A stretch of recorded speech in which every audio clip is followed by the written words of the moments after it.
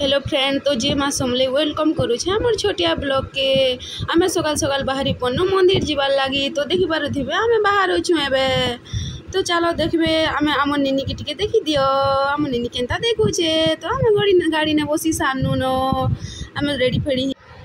तो आम एटा वर्तमान जाऊछु। तो चलो जिमा म्यूजिक केंदू लेखे गुरी तो चोणो लालिटा। तो हेलो फ्रेंड, तो आमे पहुंची सानु मंदिर के। तो देखी आमे जाऊछु मंदिर के चाली चाली वो का कोरमारू।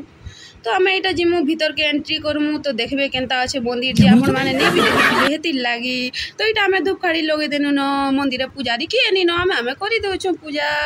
तो देखि पारथिबे काना उठी जे उला हेछि मुते तो डर लागला बाबू।